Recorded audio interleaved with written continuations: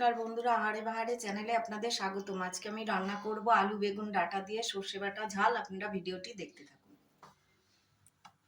কড়াইয়ে সর্ষের তেল দিয়ে দিলাম।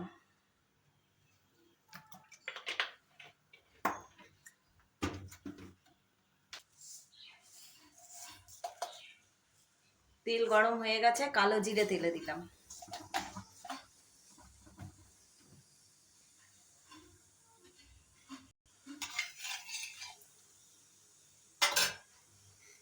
কাঁচা লঙ্কা তেলে দিলাম। এবার আলু বেগুন ডাঁটা দিয়ে দিলাম।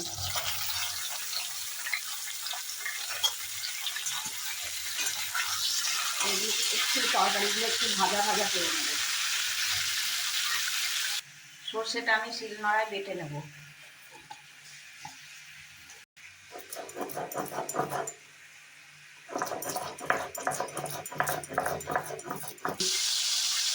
সবজিগুলো একটু ভাজা ভাজা হয়ে গেছে। এবার পরিমাণ মতো লবণ দিয়ে দিলাম। পরিমাণ মতো হলুদ দিয়ে দিলাম।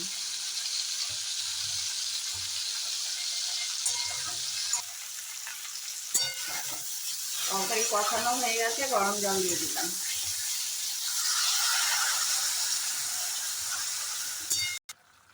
টমেটো দিয়ে দিলাম। এবার সেদ্ধ হোক।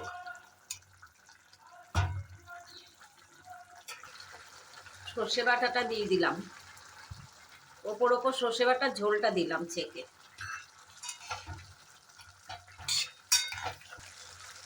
রান্না হয়ে গেছে। রান্নাটি ভালো লাগলে চ্যানেলটিকে সাপোর্ট করবেন।